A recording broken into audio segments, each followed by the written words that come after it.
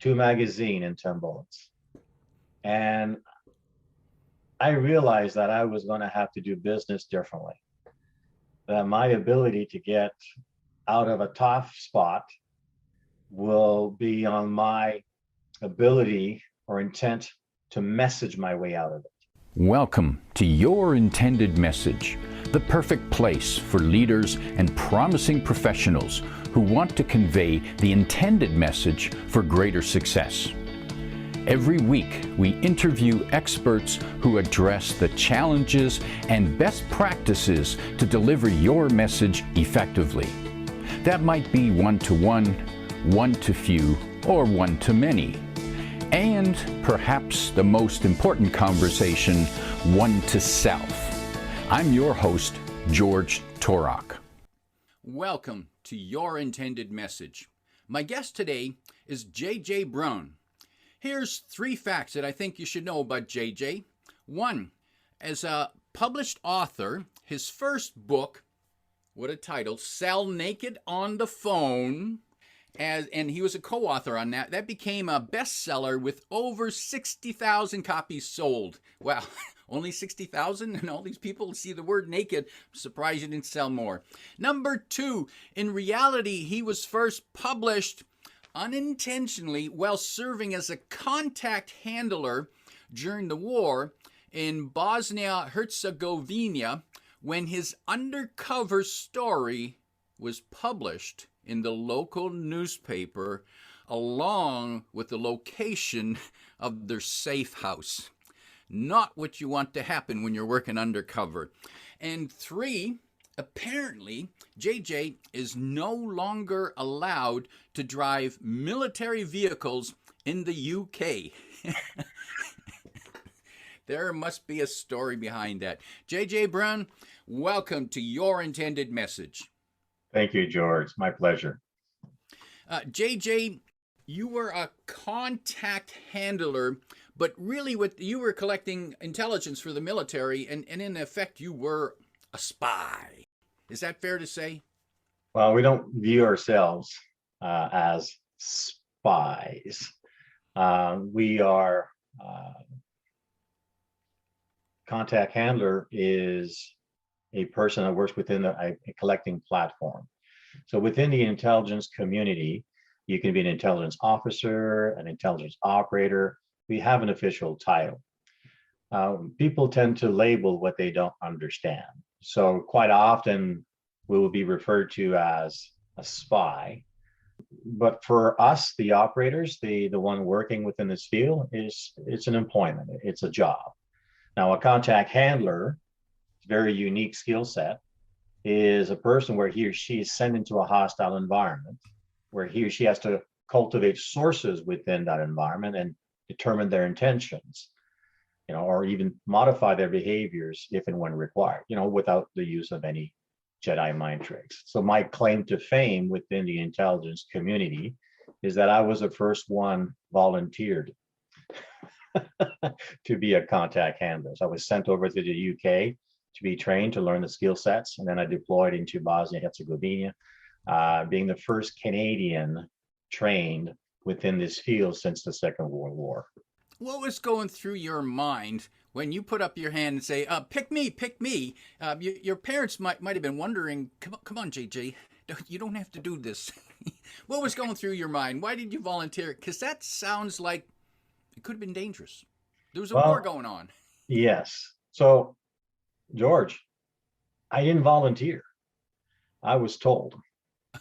So at that time, I was working in Canadian Forces Base, Kingston. And within the intelligence division, I was in a section that was responsible for the capability of human intelligence. So human intelligence is a collecting platform. We have signals intelligence, SIGINT. We can listen to your conversations on the phone. We have imagery intelligence. So image where, from satellite pictures, we can discern what's happening on the ground. Human, as in human intelligence, is somebody that's actually in the field, on the ground, that can give a different perspective and provide the information. So we are collectors, as in imagery intelligence, signal intelligence, human intelligence. They are collecting platforms. So we collect information and then we centralize it. We send it to a centralized area where they can take this information and with processes turn it into an intelligence product so that the commanding officers on the field can make an informed decision as to what's going on in the events. So I was played a small part, but just to be clear, I didn't volunteer. I was voluntold that I was going. Now, I didn't mind it because I was going to be the first one, right? That's like, hey, we've been practicing, we've been training for this. Hey, it's real time opportunity. So I was also excited. Yes, finally going to do something active, but also at the same time, I was worried. My biggest fear, if you wish, was to be the first one voted off the island. You know how the Survivor Series? I was the first Canadian being selected for this. And I want to make sure that I'm not the last Canadian selected for this. So my biggest concern was to be the first one voted off. So I may not have been the best skilled at it because this is a new platform, but I'm sure going to outwork everybody. And that's what made the difference. I wasn't afraid to put in the hours, the effort, and I have at that time outworked everybody within our unit, so that at the end it had a big impact. And I was recommended for advanced operations moving forward.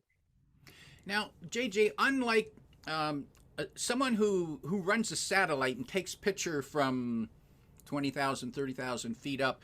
They're sitting at a desk somewhere. They're quite safe. They're sipping their latte, and all they have to do is just control the satellite, get the photos, and somebody interprets. Now, in your case, you're on the ground in a war zone, dealing directly with people, some of them who might not like you or might have friends who might not like what you're doing because people are shooting at each other.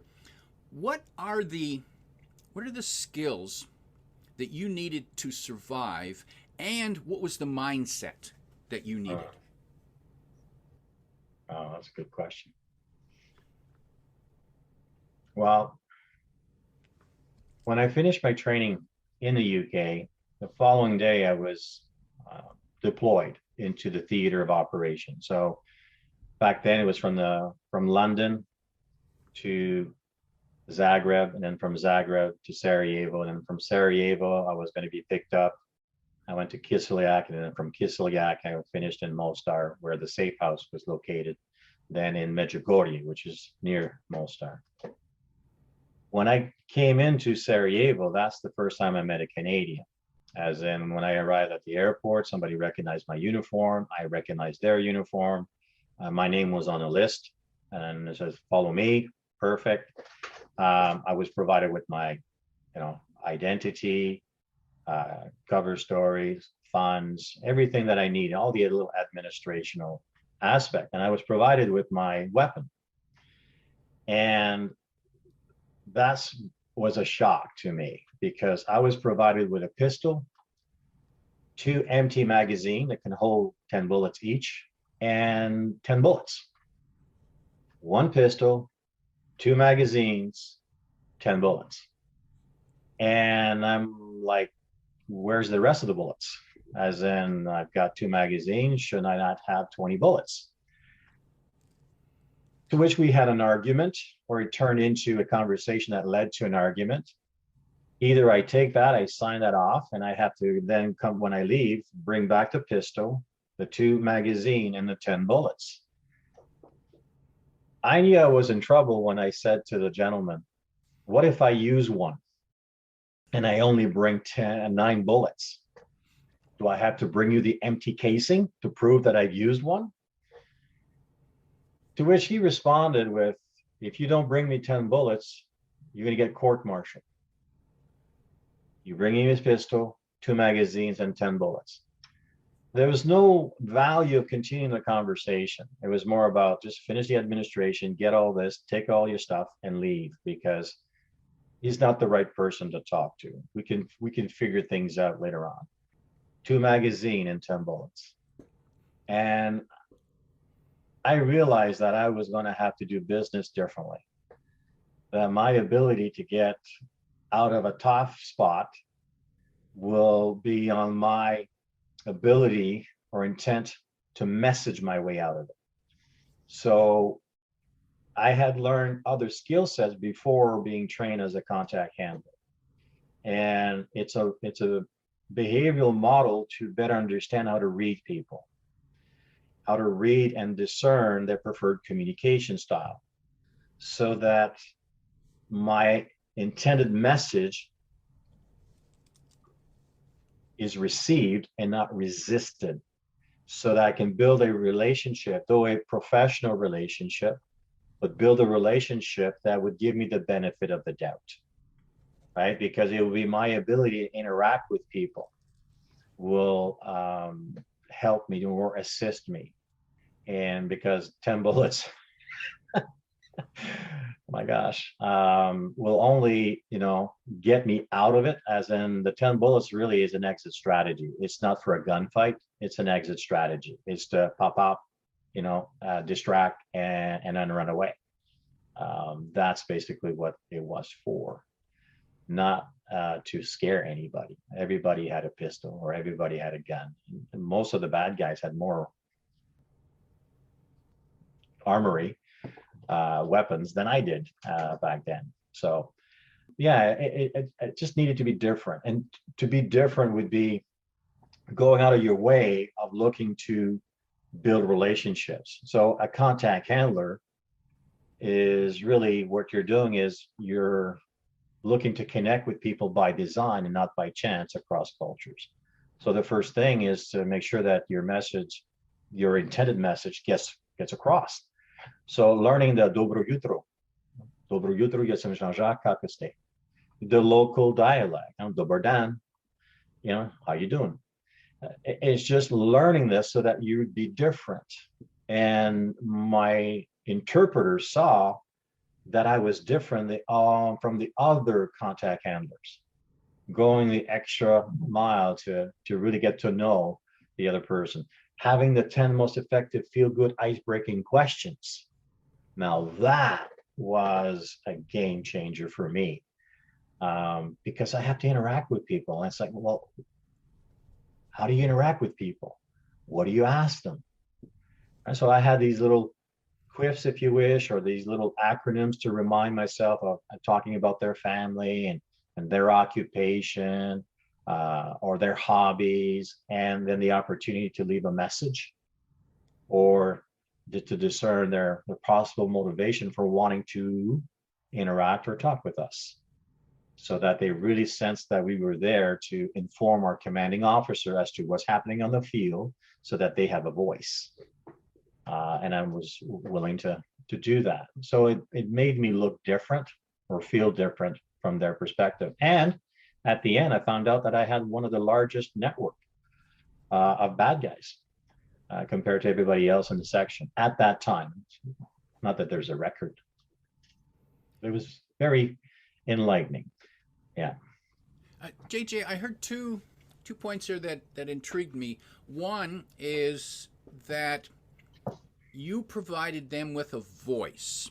You were simply a conduit to allow them to have a voice. And my question is, why was that important to them? And even more than that, you said you had a network of bad guys. And why would the bad guys want you to convey their message? Okay, well, the first one is like everybody wants to talk. And there's a saying, I don't know who's the author from this or who came up with this, but people don't care how much you know until they know how much you care, right? That's a famous statement and applies also across cultures. Over there's different ethnicities. Back then it was the Serbs, the Croats, and the Muslims. And everyone wants to be heard. Everyone wants to share their story. And you just have to provide them a safe environment where you want to receive their story. And they want you to document. They want you to to know that you're looking to make a difference. Now, we were trained that we can't promise anything. And you don't fake it. You don't promise the moon. You have to be authentic. And quite often I would say, I can't promise you anything. Let me go back, review what you've just shared with me, and let's reconnect. When would be a good time for you? Tuesday or Wednesday of next week, morning or afternoon. Book a meeting from a meeting. And people, if you come with the sincere interest of sharing their story, right, that their life mattered. And I was more of a reporter in a sense of you're going there, you're looking to build to find a connection. Well, now, in every interaction we have with people, you're either going to compete or complete that interaction, right? Either going to compete or complete. Now, English is my second language. And when I'm writing the word complete and compete, one has the letter L in it. So my brain goes to, well, what's the L factor in order to complete an interaction? Until you can find a common link, a common like, or common love, no connection. As soon as you can find a common link, a common like, a common love,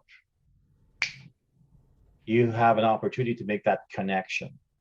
And it's very much like climbing a ladder. When you take a ladder, you have to have some awareness here in regards to what's the top, what's the bottom, and you have to anchor it on a solid foundation and lean it on something that's solid.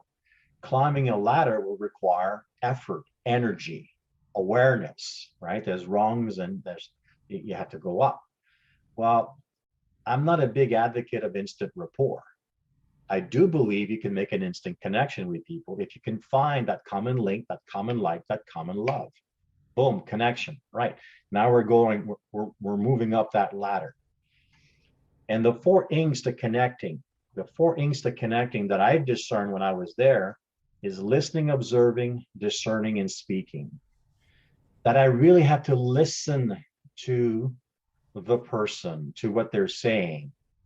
And not just the words that they're using, but how they're expressing it with emotions. So listening, observing their physiology, observing all the micro movements, discerning which temperament style they're coming from, so I can communicate according to how they're wired, and then speaking as in being part of that conversation. So it's listening, observing, discerning, and speaking. It's what I call the rapport ladder. It's how do you establish and maintain rapport, the highest state of relatability between two people. So if my intention is to pass a message of goodwill, that's my intent. My intended message is I'm looking to connect. I'm looking to establish and maintain rapport. Right. I have some steps. Now, for some people, before I can do business with you, I must first trust you. But another perspective here, so before I can do business with you, I must first like you.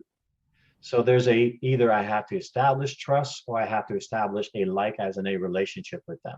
So I know the steps in order to move up. See, if I've earned your trust, because trust is earned from those that are very task-focused, task-oriented, once I trust you, I'll see that there's value and I will want to build a relationship with you, which is more of a professional relationship. On the other side, once I like you, I'm more comfortable now, I will trust you with my personal information. So both relationship and trust are factors. They come in at a different sequence, but the four steps, the four rungs, the four ings to connecting remains the same throughout. So it just became, I needed to create something so I can teach others what I've learned when I was there in theater. What was interesting is that my first case or my first contact, we branded him as the self-declared mayor of Mostar. He wasn't the mayor, but he sure acted like it. And we know that from history, from all the information that we had gathered, that he profited tremendously throughout the war. It's the black market that runs an economy during the war. And he's done very, very well, and he's well connected. So when I met him for the first time, Dobro jutro, Jesem Jean-Jacques, kako ste? Oh, introduction, those, but then you have to also learn to say the other line, which is, that's all I know. So my translator would then take over.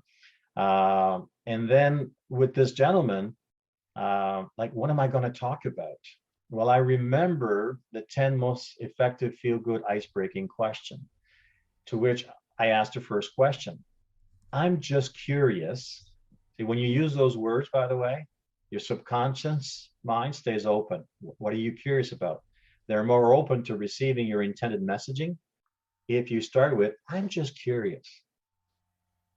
And then he leans forward, and I ask, how did you ever get interested in politics? So the question is, how did you ever get started in the widget business? So you just have to reframe the last part. And I said, I'm just curious, sir. How did you ever get interested in politics? Because the statement indicates that if you ask the question at the right time, with the right tone and right pace, that the gentleman will, or the person will talk for 5 to 10 minutes nonstop. Well, in my case, he talked for 40 minutes nonstop and provided so many more avenues of where to go, to a point where he provided what, maybe 80, 90% of the conversation, and maybe 10% was me. It was all about him at the end. He was more open now to inviting us back. And to one point, he's the one that labeled me in one of those conversations. In other words, at one meeting, he said, I know who you are and I know what you do. And I go back into my cover story, to deep dive to, to third person, blah, blah, blah. And he stops me. He says, I know who you are. I know what you do. All right, let's go down to business. I stopped right there, and because he then made reference that my name is Jean-Jacques Joseph Brun. So for him, I'm French Canadian, that I live in Quebec, and that I want to separate from Canada. Now, I didn't feel obligated to correct him on any of this information because I was born and raised in Northern Ontario. I have the maple leaf tattooed on my chest, and I have no interest of leaving Canada for any province. But he made that connection. He says, you will talk to your general on our behalf, because his group wanted to separate from the Federation. We know it's Bosnia Herzegovina, but for that group, it's Herzeg Bosnia, which is the group as hardliners that want to separate. And from that meeting is when our name, or my name, appeared in the local newspaper. So it got published. I still have the newspaper here in the office. Maybe I should put it on the wall.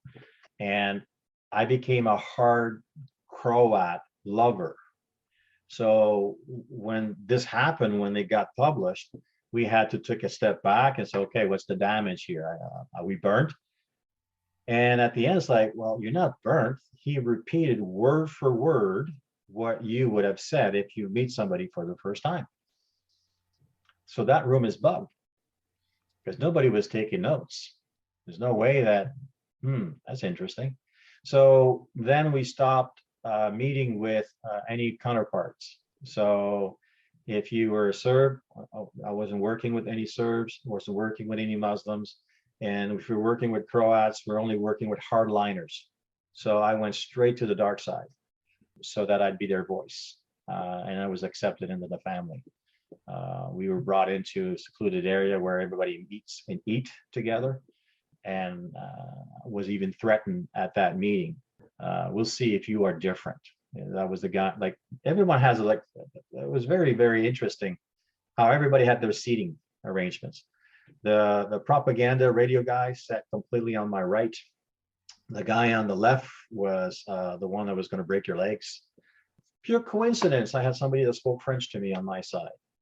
Pure coincidence. Somebody that right beside my German partner spoke German, and the interpreter was beside both myself and my partner. And in front of me would be the self-declared mayor, and then the Franciscan priest. It was quite interesting. So everybody had their seating assignment there. So, but the one that was going to break your legs, he's the one that came after the first time we were there. Says, "We'll see if you're different." And then, so what do you mean? You know, there's a lot of people that come here, but we'll see if you come back. That society evaluates you by how much you eat and how much you drink. So, and we were invited a second time and a third time. So we were different. So that when my time was done, my tour was done, my replacement was taken in and adopted, as in was edified, or everything that I've done. And then he was able to then cultivate this at a higher level. So it's fascinating. There's lots of things that happen, not by design, but by chance. But there you can also frame your messaging so that people can receive it. So it was challenging.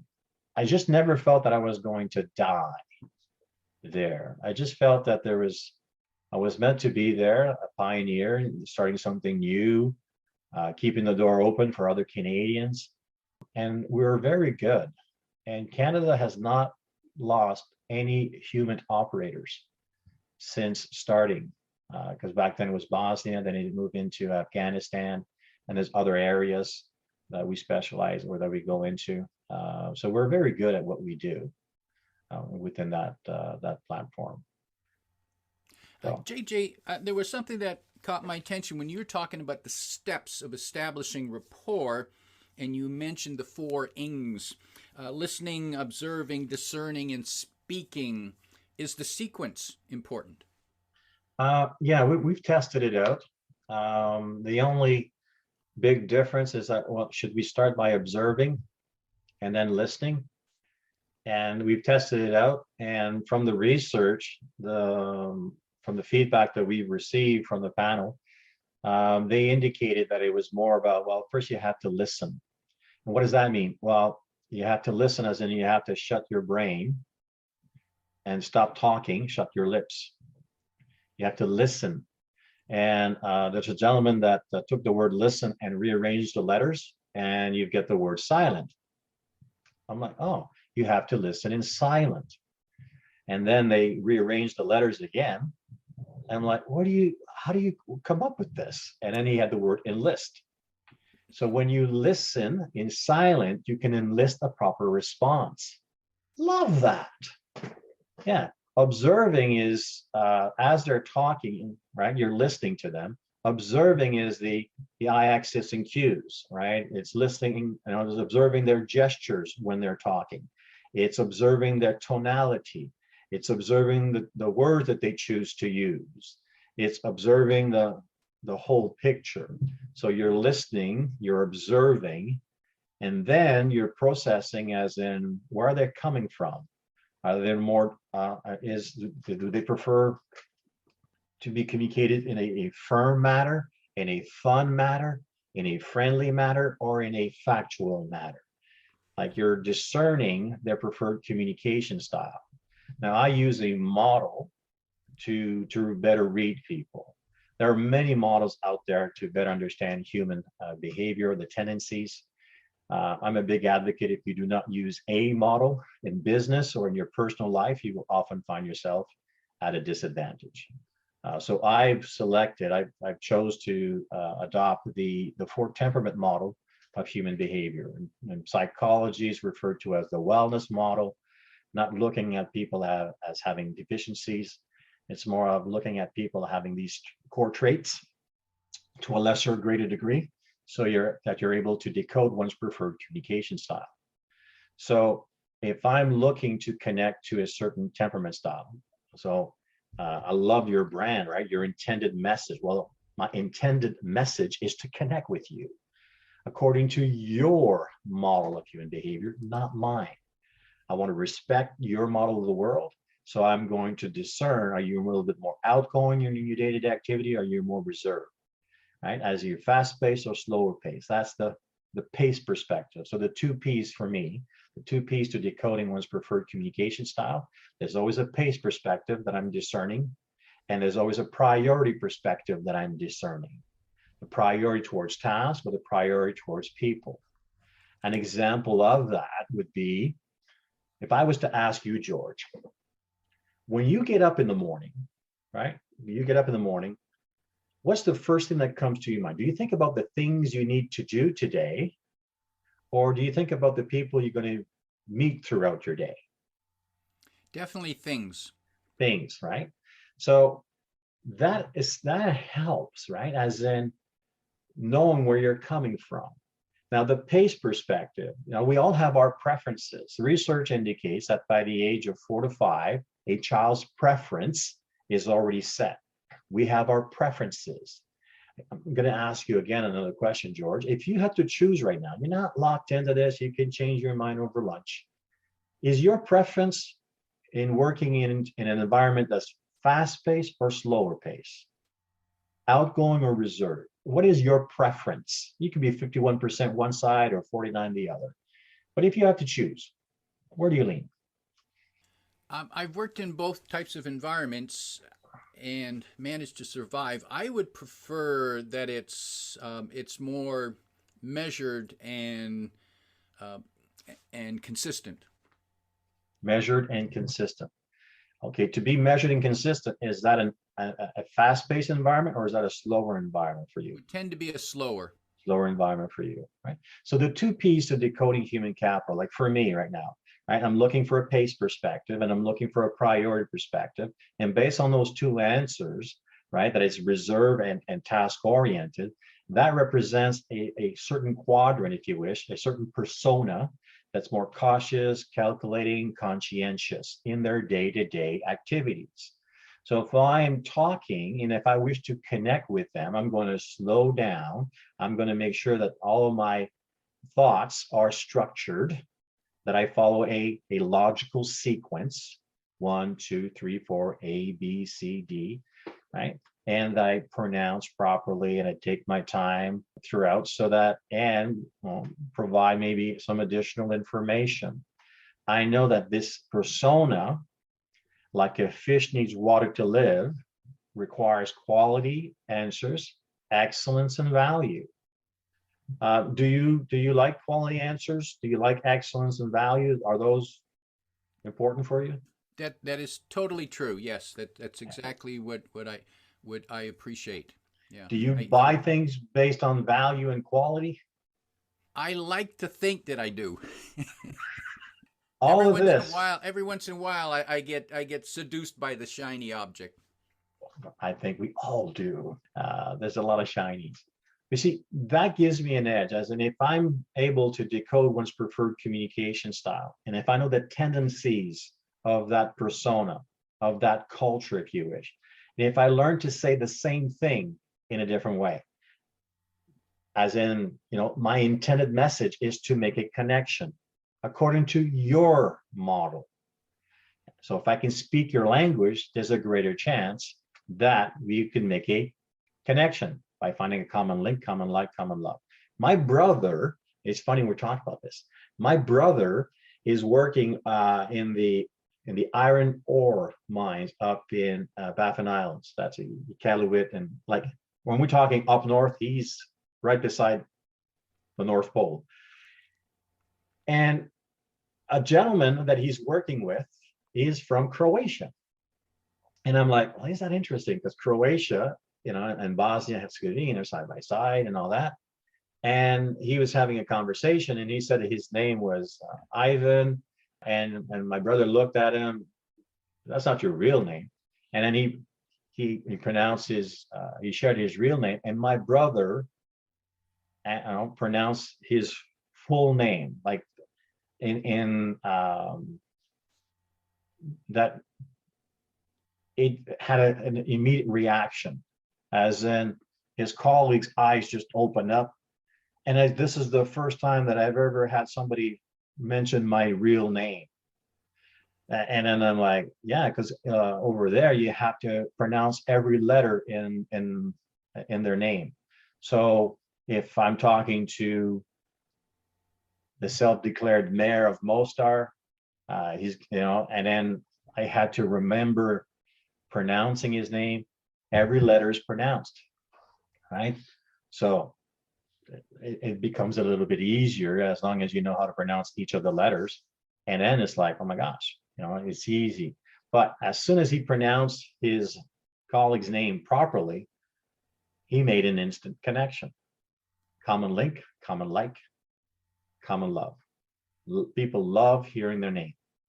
And then from there, now he has the insider information. Now he's led because he's the new guy on the block, but this older gentleman is now protecting him, right? Because they made that connection. So once he comes out of this, I'm going to provide him a little Serbo-Croat dictionary that we were using over there, so that he can learn to say "Dobro jutro," "Kako ste," and "Rachum molem," so that he can continue on building that relationship. JJ, it occurs to me something as simple as learning how to say a person's name in their native language, whatever it might be, demonstrates that you care. Oh, absolutely. Absolutely. And, we live in a multicultural environment. I'm sure with your last name, Turok, you have, people become very, very creative in how they pronounce it. So you want to help them out, right? You want to provide them, 2-syllable, so that they can, okay. It's like, thank you. You help them out because they don't want to be embarrassed. They just want to know, how do you pronounce it? I know my last name, Brun, is hard to pronounce. Jean Brun in English is John Brown. So quite often people will just say, Jean Brown, because they can't pronounce Brun. And that's, what? That's okay. Even funnier than that, they couldn't pronounce my name, JJ. I'm sorry. They couldn't pronounce my name, Jean, when I was working overseas. But they could say John Jack. Hey, John Jack. And they thought they were bilingual. Until one day, a British colleague came into the office and he said, "Hi, JJ." And I'm like, who's that? There are only the two of us. So it must be talking to me. Oh, Jean Jacques. Oh, okay, I got it. So I turned and I answered, and I got branded. Right? I got branded JJ, and it became a working name. And guess what? It's easy to remember. Everybody likes it, as in JJ. So just in the speaking lane, in the speaking business, it's JJ Brun, a bilingual speaker, the retired spy, operative 431. You just want to make it simple, because if you have Jean, then it's Jean. Well, is that a woman? Is that a man? So make it easier for them to receive it, so that you can have that connection or that interaction, that intended message that you want them to have with you. JJ, you mentioned a list of the 10 most effective ice-breaking feel-good questions. If people want to get a hold of that, where can they find that? Oh, just email me. I'll be happy to send it. If you email it at hello@theretiredspy, and just put in the tagline, or put in the text 10 questions, and it's a 2-page document PDF. Be happy to share it with you. And if you wanted a 30-minute complimentary session, by all means. And if people want to learn more about the programs that you provide, do they do that for email, or is it best that they go to your website? A simple email, hello@theretiredspy.com. You can go there, or if you want to, you can go at theretiredspy.com. That's one of our websites. We focus more on transforming toxic environments into thriving environments of inclusion, trust, and respect. Send me a simple email, and then I can direct you accordingly, or start with theretiredspy.com, and there's a place where you can contact us. theretiredspy.com. You can find that link in the description, as well as the email to get a hold of JJ Brun, John Brown. And JJ, in wrapping up, if there's 1, 2, or 3 pieces of advice you could convey to team leaders to keep their team more cohesive, especially during times of crisis and change and stress, and you can't give them that gun with the 10 bullets. I would invest in creating a common language or incorporating a common language in the workplace. And here's a kind of offer, George. If I could be of service, if I could provide a 60-minute overview of making sense of the people puzzle in times of need, in times of change, in times of crisis, the answer is yes. It's a complimentary, it'd be a live workshop, seminar, just to showcase a common language and what it can do to create that environment of inclusion, an environment of trust, an environment of respect, and with no fees attached to it. So it's more of me giving back to our community. And if it's a fit for you, then simply reach us and we'll have that conversation and see how we can serve. So I thought my tour of duty was done after 20 years in the military, but it's not, right? It's all about making a difference and making sure that whatever your intended message is, right? Because we all have this message that needs to be received and not resisted. I believe that the making sense of the people puzzle can provide you that insights, that behavioral based insights for you to connect with people by design and not by chance. So you can have a complimentary 60 minutes workshop and invest in your people. A fabulous offer, and complimentary, folks, means no charge. It's free. All you have to do is show up and pay attention to learn from some secrets and maybe not so secrets, but just skill sets and lessons from the retired spy who returned all 10 bullets, right? Yes, yes, I did retain all 10 bullets. My guest today is JJ Brun, reminding you that if you want to connect, it's about liking, linking, and loving. If you like what you heard, remember to like, comment, and share this podcast. Come back every week for more practical insights to help you deliver your intended message. I'm your host, George Torok.